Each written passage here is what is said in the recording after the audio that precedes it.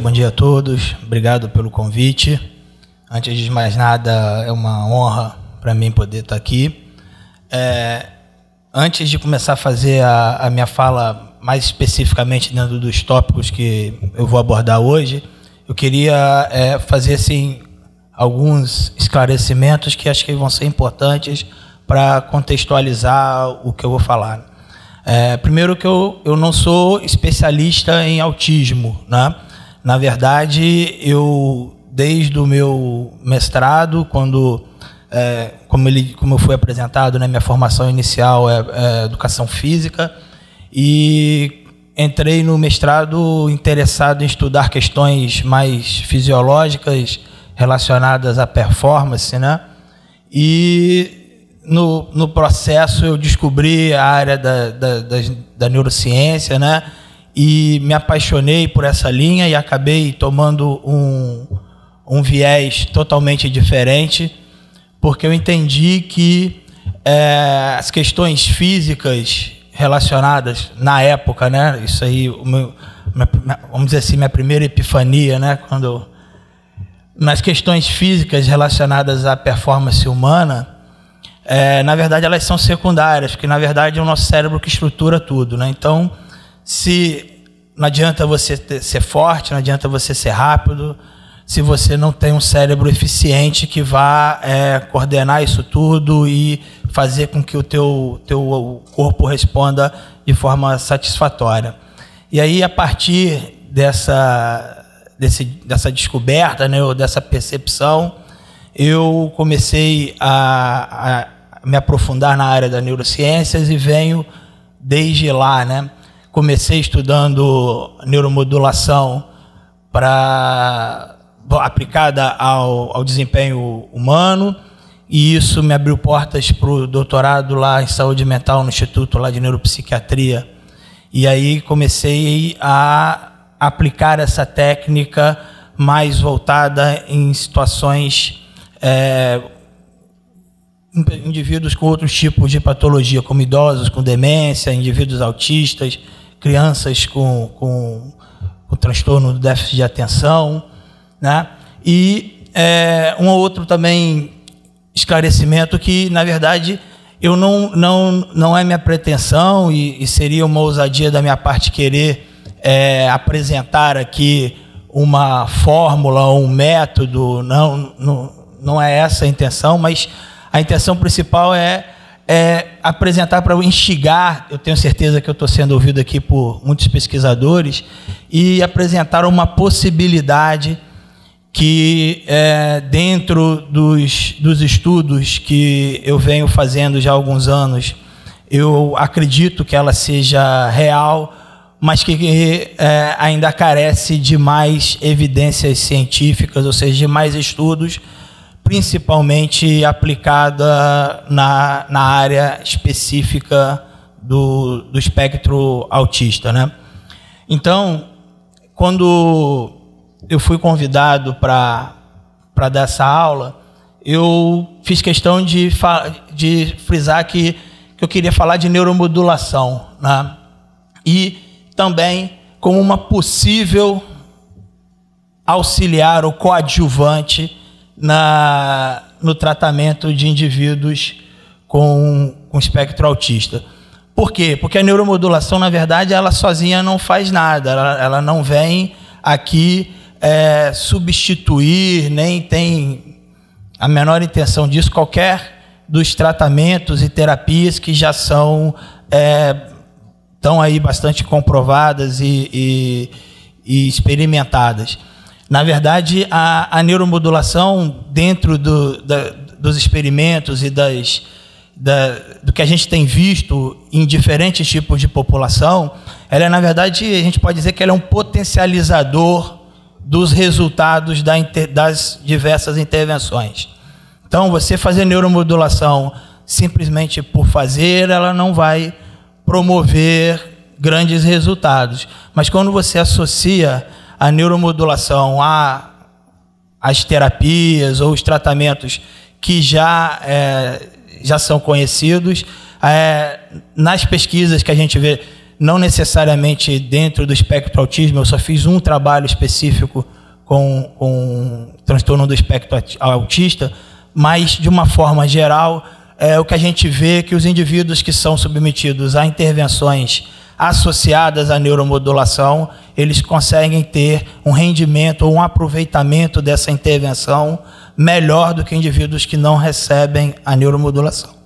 Então, entender neuromodulação passa por você entender a neurofisiologia básica do cérebro, né? Tudo que nós somos, tudo que nós percebemos, todas as nossas respostas aos diversos estímulos ambientais vai depender da nossa conectividade cerebral, né? E o que é essa conectividade cerebral? É a forma ou a eficiência como os nossos neurônios se comunicam, né? Cada neurônio individualmente, quer dizer, cada célula individualmente, ela pode estabelecer conexões com até 10.000 outras células, né? Então, imagina uma única célula pode receber informações, potenciais de ação de 10.000 outras células, e a partir do processamento dessa quantidade enorme de sinais elétricos, essa célula individual, ela vai ter que, vamos dizer assim, ela vai ter que decidir como propagar esse estímulo para possivelmente outras tantas células, né? E a partir dessa intensa rede é que nós podemos perceber, é que nós podemos aprender, é que nós podemos reagir aos diferentes estímulos, né? E a gente tende o cérebro é o nosso órgão mais importante e é o que a gente menos pensa nele, né? Na maioria das vezes. Que ele nos programa tanto no automático que a gente às vezes não reflete sobre a complexidade que é a gente fazer algo simples, né? Para que eu possa estar aqui articulando as palavras para que vocês me entendam, diversas áreas do meu cérebro precisam estar se comunicando de forma eficiente para que eu possa não só articular as palavras de forma clara, mas também associar com todas as minhas experiências, com os meus conhecimentos adquiridos, né? E, ao mesmo tempo, isso também está acontecendo aí com vocês. Na medida que vocês vão percebendo as minhas palavras, o cérebro de vocês provavelmente está fazendo inúmeras conexões sobre as suas experiências, sobre o que aprendeu de forma prática, de forma mais empírica, de forma mais teórica. E aí, a partir dessa intensa rede, né, vocês vão poder estabelecer e aí consolidar, talvez, alguns aprendizados, né? Então, quando a gente está falando dessa conectividade, a gente está falando de funcionalidade, né?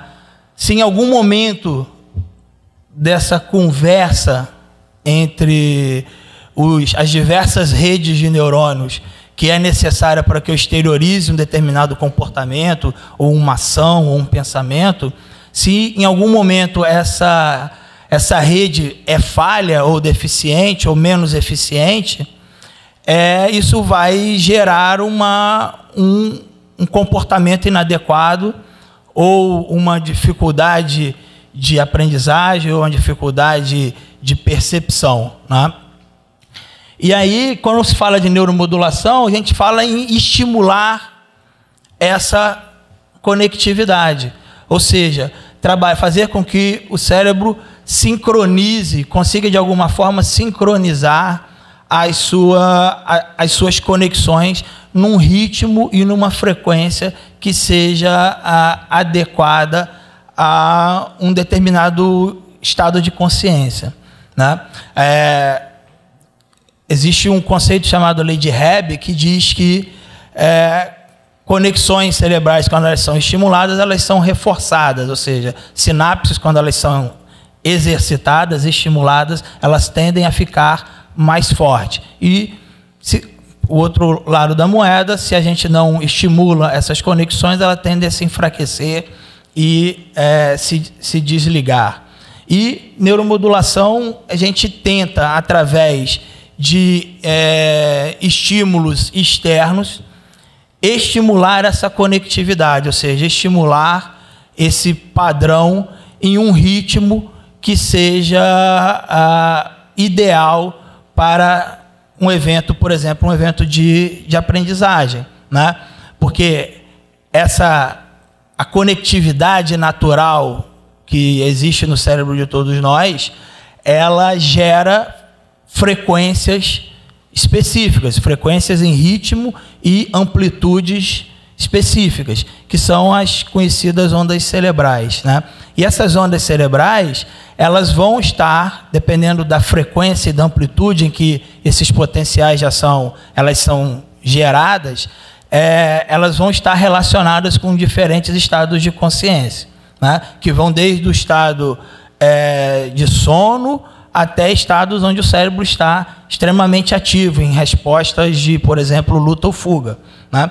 E aí modular uma frequência cerebral que seja ideal para, por exemplo, um estado de aprendizado, torna, vamos dizer assim, nos torna, melhor dizendo, mais suscetíveis para assimilar e aprender as intervenções que são aplicadas em conjunto. Por isso que no início eu disse que a neuromodulação sozinha, ela não vai produzir o efeito necessário, né? A neuromodulação é um recurso que basicamente visa você equalizar a atividade cerebral numa frequência que seja favorável para que, quando você entrar com a intervenção específica, aquele cérebro esteja mais propenso para assimilar e aceitar e produzir o efeito necessário. No caso, existem várias técnicas de neuromodulação não invasivas, né? É importante dizer isso, porque o ideal é que isso tenha o mínimo de impacto negativo, né? Em quem está sendo estimulado. Existem diversas técnicas, estimulação transcraniana, magnética transcraniana, estimulação elétrica. Eu estudo a estimulação via estímulos auditivos e luminosos, né? Que trata da conjugação de dois estímulos aos quais nosso cérebro é bastante suscetível, tanto à luz quanto ao som, né? E usar essa suscetibilidade do cérebro para produzir uma equalização numa frequência específica. O equipamento é esse aí, ele é comercializado, você encontra ele disponível como gerador de ondas cerebrais, ou brain machines, né? Como um otimizador de ondas cerebrais, né? Você encontra ele comercialmente com esse nome. A gente enquadra ele como um tipo de estimulação profunda, porque, na verdade, a modulação vai ocorrer a partir do tálamo para o córtex. Então, é uma estimulação, é um efeito que é promovido de dentro para fora, diferente de outras técnicas como a estimulação magnética transcraniana, onde o efeito, as bobinas são colocadas em áreas específicas e ela pode produzir modulação em áreas mais específicas, né, em pontos do córtex mais específicos. O aparelho estimulador audiovisual, ele vai promover uma equalização mais geral, justamente por conta dessa característica de ser um equipamento que vai utilizar, vai produzir, né, a sua modulação de dentro para fora.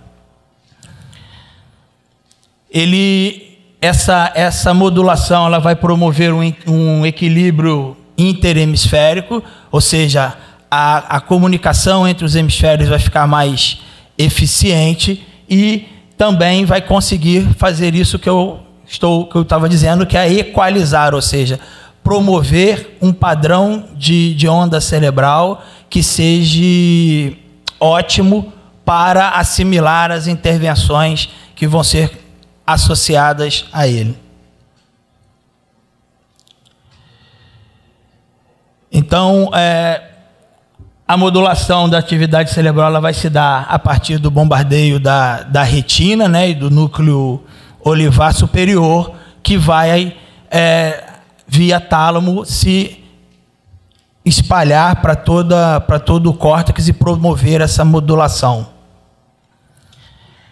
Ele se baseia nesse sistema, né, sistema reticular, sistema ativador reticular ascendente, né, e a figura aí ilustra o que a gente observa experimentalmente, ou seja, os impulsos visuais, né, associados aos impulsos auditivos, né, promovem via tálamo, né, via formação reticular, uma equalização da atividade cerebral em todo o córtex, né?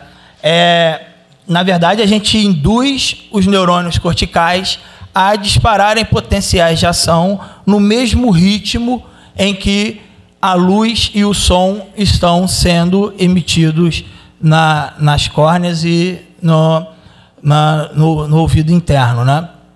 E aí a modulação ocorre assim em poucos minutos. A gente já consegue verificar no EEG uma mudança no padrão de atividade cerebral. Voltando aqui um pouco, tem som? Voltando um pouco, a gente pode utilizar essa técnica, o estímulo luminoso e o estímulo auditivo em conjunto, mas eles também podem ser utilizados de forma separada, porque o estímulo luminoso em indivíduos mais sensíveis, ele pode ter um efeito indesejável de gerar um evento convulsivo. Então, em indivíduos mais sensíveis, existe um protocolo que a gente aplica antes de fazer a estimulação, e aí, dependendo do histórico desse indivíduo, a gente não faz a modulação via estímulo visual, apenas via estímulo auditivo, onde esse risco não existe, né? Aqui seria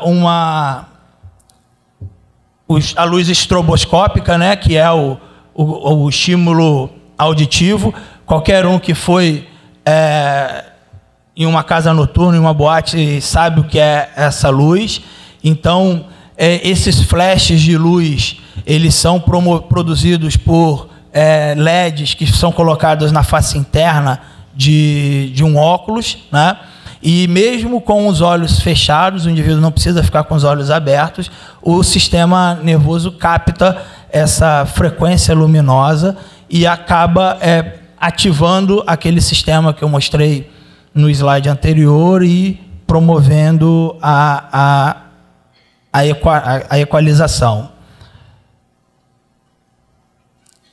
O som ele é promovido pelo binaural beats.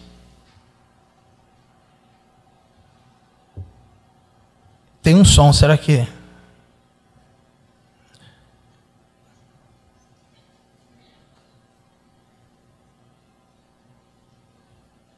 Não? Não, aqui está passando. Se eu tirar... É porque eu tirei do... Quando eu plugo o cabo aqui, ele não está saindo na...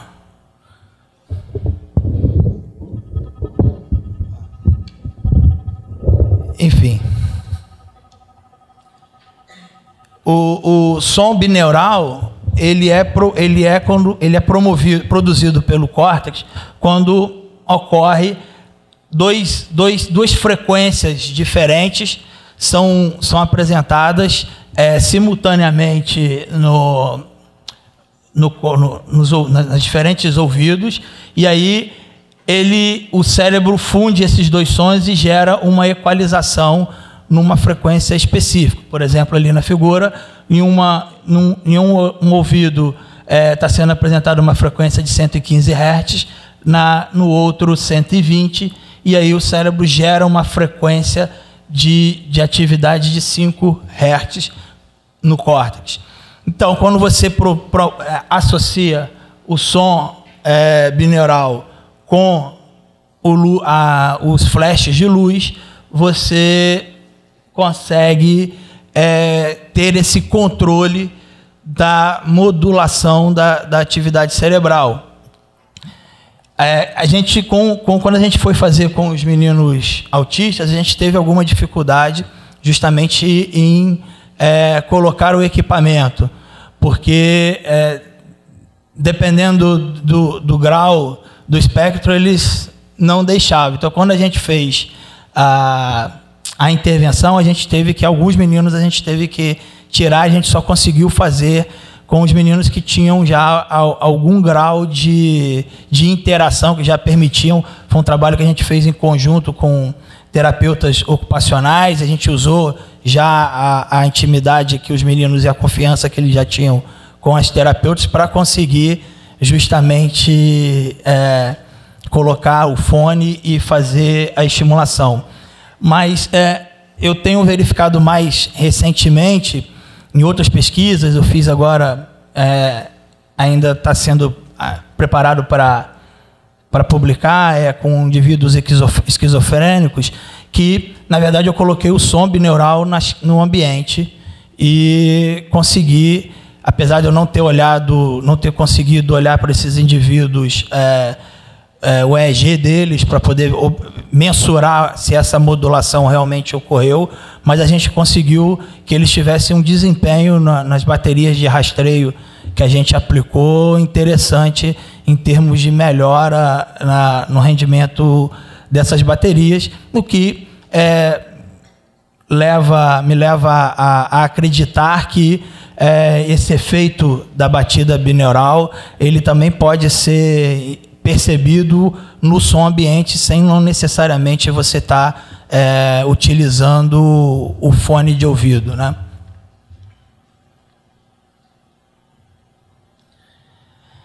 Aí, como eu disse, né, eu não sou especialista em autismo, mas eu estudo neuromodulação já há bastante tempo, e aí eu resolvi trazer algumas evidências que a gente tem encontrado e que me levam a acreditar que a neuromodulação tem aí um caminho bastante promissor, né, em termos de possibilidade de auxiliar as intervenções que já são efetivas, que já são bastante comprovadas a eficiência delas, né?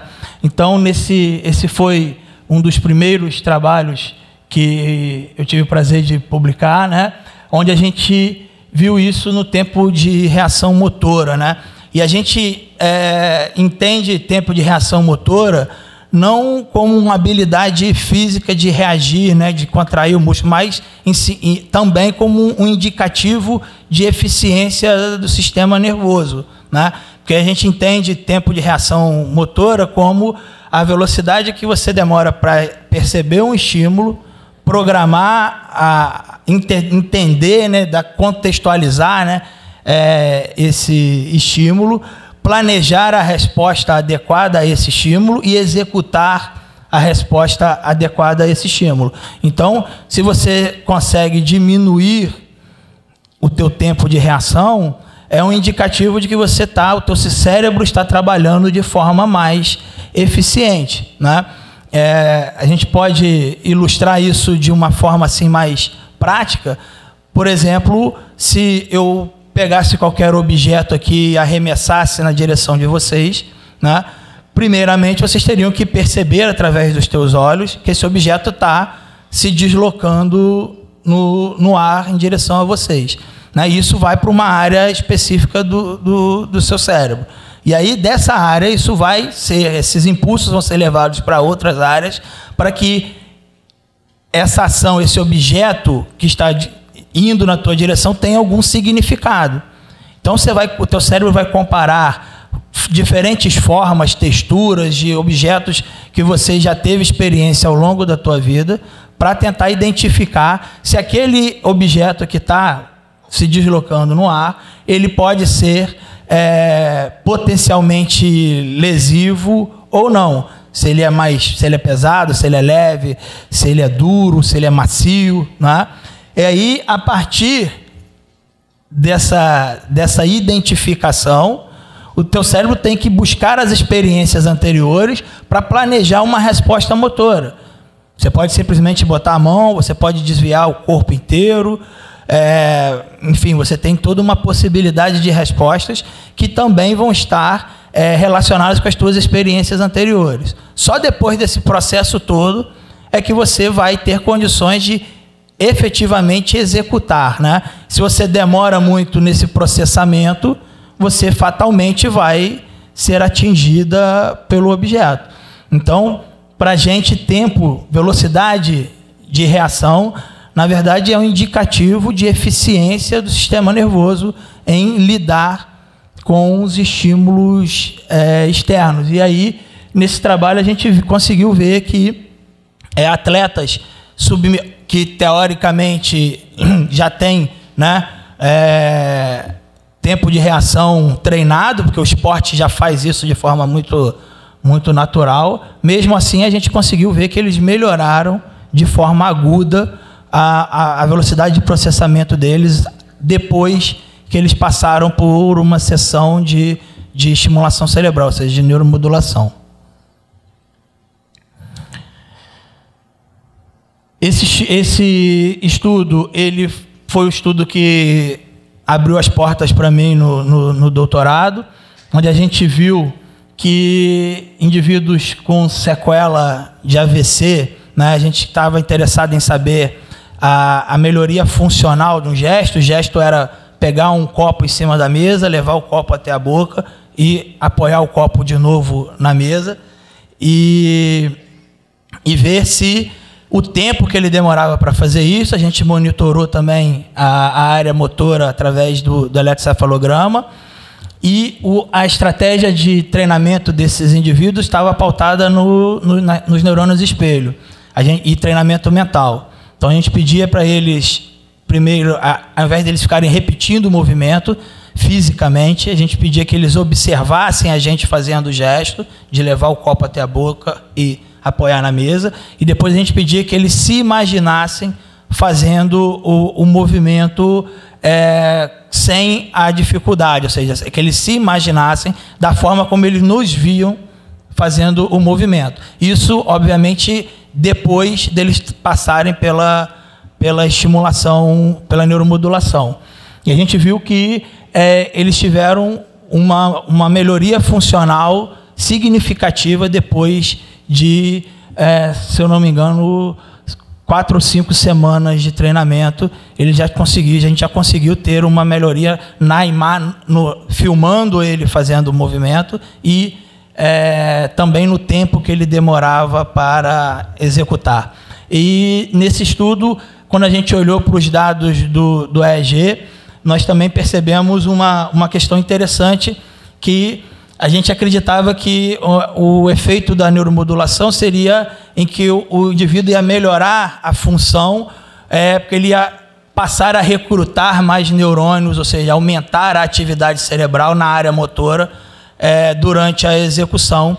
E, na verdade, a gente viu que os indivíduos que tiveram melhor ganho de funcionalidade não necessariamente aumentaram o recrutamento ou aumentaram a atividade cerebral, mas sim eles conseguiram ter uma atividade cerebral mais homogênea, ou seja,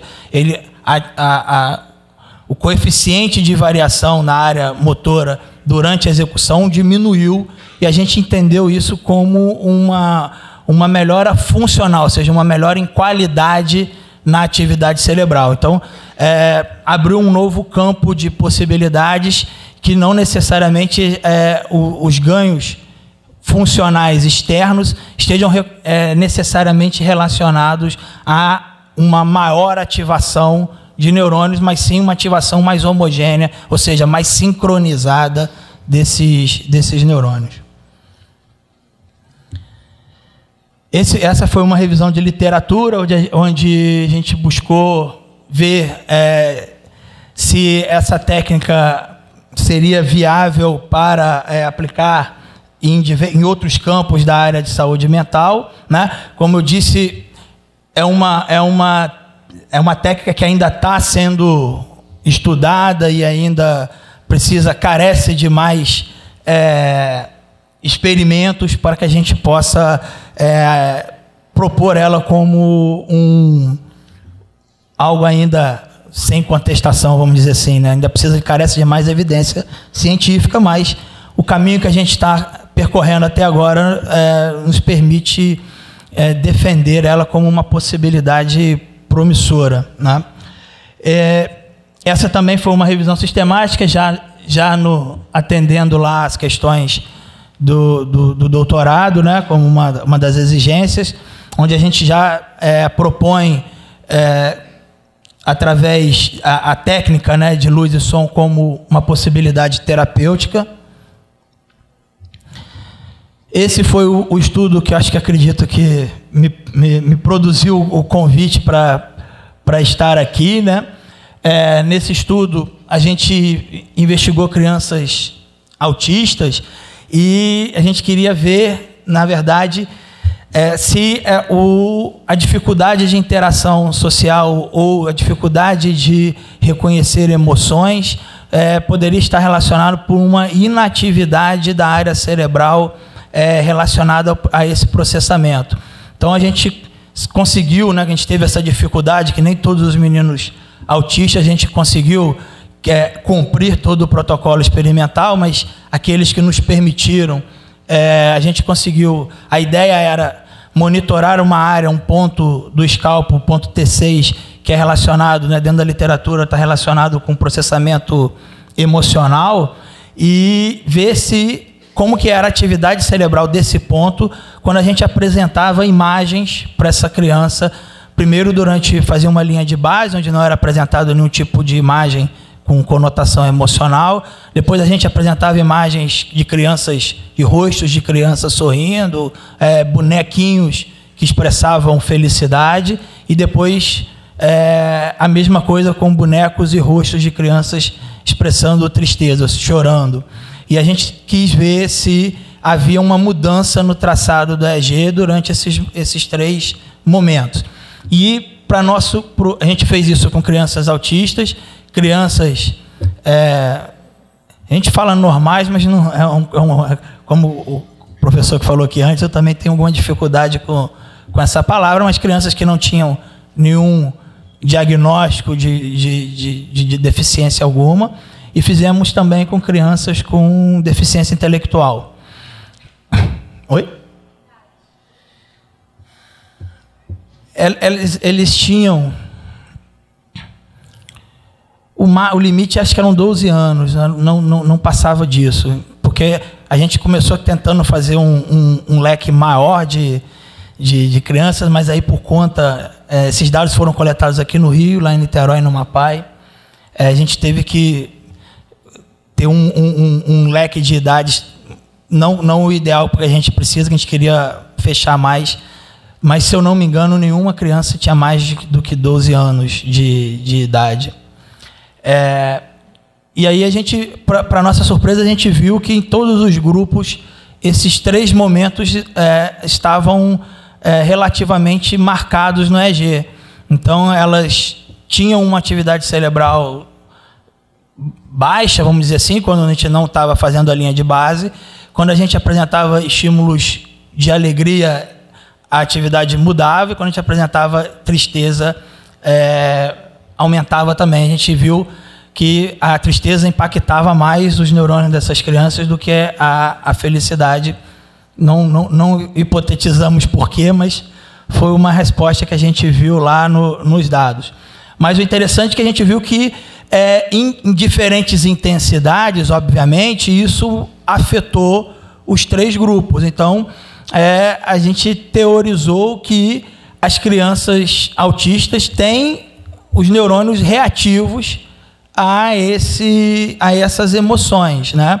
E a gente, quando aplicou a técnica de de estimulação de neuromodulação, a gente viu que a gente produziu um efeito também de arrastamento, quer dizer, de modificação desses padrões durante também, após, né, na verdade, a estimulação. Então, a conclusão desse estudo foi que os indivíduos que participaram do estudo, né? Obviamente que a gente não pode generalizar, porque é um estudo só e foi com um número limitado de crianças, e também com crianças que tinham diagnóstico, mas que permitiam algum tipo de interação, porque os autistas mais severos, a gente colocava o equipamento, eles metiam a mão e tiravam. Então, guardadas essas ressalvas, né, a gente viu que as crianças com o diagnóstico, elas tinham esses neurônios reativos, porque a gente achava que, de repente, essa área do cérebro delas podia ter uma atividade muito mais inferior aos outros grupos, e que esses neurônios eles podiam ser estimulados, ou seja, eles podiam ser treinados pela técnica influenciados, melhor dizendo, pela técnica de neuromodulação. Então, também a gente concluiu esse trabalho dizendo que, possivelmente, então, o problema relacionado ao processamento das emoções está não em ter ou não ter os neurônios reativos a essas emoções, mas nessa conectividade que é necessária de diversas redes do cérebro, ou seja, um efeito mais, vamos dizer assim, mais profundo, para que essas crianças possam exteriorizar e produzir respostas adequadas a esses estímulos emocionais, né? Então, a gente não verificou isso, mas quem estudar entende um pouco de neuroplasticidade, de reorganização, é possível, eu acredito que, se a gente encontrar a forma certa de estimular, a gente pode fazer com que essa conectividade seja melhorada, se ela não existe, não dá para dizer se ela existe ou não, ou melhorada, ou que novas conexões possam ser feitas, para que essas crianças passem, depois de algum período de intervenção, a ter uma resposta mais assim, eficiente às questões emocionais. Aqui é mais dentro da área da educação física, mas a gente viu que também, quando a gente modula a atividade cerebral e faz o cara pensar no que ele está treinando, ele tem uma resposta positiva até a nível muscular, né? Então, a gente conseguiu ver que o treinamento mental associado à estimulação em grupos que treinavam um determinado músculo produziu um ganho no perímetro desse músculo maior do que indivíduos que treinaram em outras situações, né? Eu botei esse estudo para reforçar a questão que eu falei lá no início. A neuromodulação, por si só, não vai produzir efeitos. Ela vai depender da forma e da eficiência com as quais as intervenções vão ser colocadas para as crianças, né? A gente não pode achar que simplesmente ir lá e equalizar a atividade cerebral, isso já vai... Não, na verdade, a gente vai deixar aquela criança mais propícia a assimilar e interpretar e colher melhor o fruto das intervenções que vão vir associadas. Não, a qualidade da intervenção, a forma como a intervenção vai ser feita, ainda vai ser fundamental para esse processo.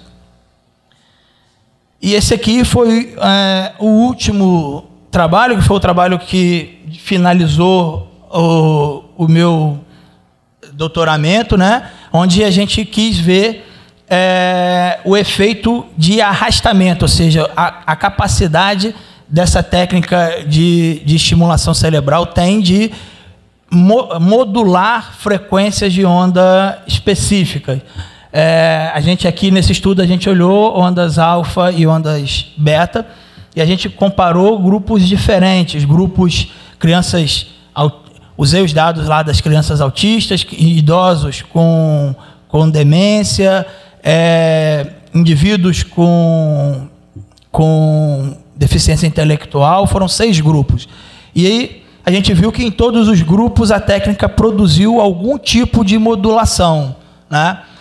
Sendo que o autista foi o grupo que teve um efeito mais próximo com relação às ondas alfa, que teve uma melhora mais próxima da significância estatística. Então, comprovou o que a gente já vem observando, que é a eficiência da modulação no arrastamento dessas ondas cerebrais, ou seja, na capacidade que essa técnica tem de gerar um estado mental favorável para que outras intervenções possam ser associadas a eles. Eu não sei se eu termino aqui a minha fala, agradeço pela oportunidade.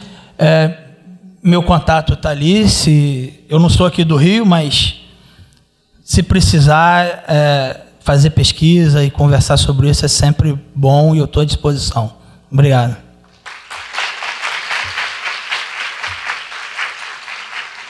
Muito obrigado, professor Maurício. Uma pergunta apenas, infelizmente por causa do tempo, mas acredito que se alguém tiver uma dúvida específica... Pode mandar por e-mail que eu... Olá, eu fui rápida. Maurício, você muito breve, agradeço a sua fala. Eu acho que ela nos leva para um fio de uma navalha interessante. Porque, sem sombra de dúvida, todos os achados que você expôs ali diz respeito a um estímulo, a uma resposta, uma certa modulação, né? E que as crianças autistas responderiam a isso, né? A minha pergunta, para ver se isso já entrou como possibilidade de estudo para vocês, e o quanto a sua fala me inquietou, sem sombra de dúvida, eu acho que nosso organismo, a nossa composição corpo, órgãos, necessitam de estímulo, né? A minha pergunta é: como que as respostas positivadas a esses estímulos podem se reverter em interação? Como que essas crianças que ganham isso, conforme... Eu sei que o estudo não está concluído, mas se possa se reverter numa condição de intersubjetividade das relações, porque esse é um tema, eu acho que de muita fragilidade, né? Então, é assim, o cérebro responde positivamente, mas isso no plano da vida, no plano da interação, no plano das relações, que possibilidade de ligação tem nesse sentido, né? É isso. Realmente, obrigado pela pergunta. Essas questões da subjetividade, realmente, elas têm esse viés complexo e que caminham, assim, como você disse, numa linha bastante tênue. O que eu acredito, pautado no que foi dito, todas as nossas questões conscientes ou inconscientes ou mais subjetivas, na essência, elas vão ser produzidas pela essa conectividade cerebral, né? A mente vai ser um produto da forma como esses neurônios se comunicam e trocam informações. Então, se eu tenho uma técnica que consegue modular essa conectividade, ou seja, promover uma sincronização ou uma ativação mais harmônica, dessa comunicação cerebral, eu acredito que isso vai gerar um efeito de funcionalidade geral. Obviamente que as observações que a gente tem feito, elas têm sido mais fora da subjetividade, né? A gente tenta mensurar aspectos mais físicos do que refletem essa melhora no desempenho funcional. Realmente é uma área bastante interessante que precisa ser verificada quais são esses efeitos dessa modulação na subjetividade. Mas dentro da linha que eu venho seguindo desde quando eu talvez ainda falta associação com colegas que tenham esse viés mais dentro dessas questões mais subjetivas, que eu acho que são extremamente relevantes e que também não podem ser descartadas. Mas até o momento a gente não fez nada ainda que tenha esse olhar dentro do que essa modulação pode promover a nível de subjetividade, de percepção do indivíduo. Mas entendendo que há uma melhora geral na conectividade do cérebro, justamente por ser um efeito, como eu disse, que vem de dentro para fora, né? A gente não foca a modulação em uma área específica do cérebro. A gente pode acreditar que esse efeito de melhora da conectividade geral possa também se refletir nas questões subjetivas, mas isso apenas é uma conclusão minha que carece de mais aprofundamento. Tem lá no... Manda por e-mail que eu te respondo. A gente tem um problema de tempo. Obrigado, gente. Obrigado. Muito obrigado, professor Maurício.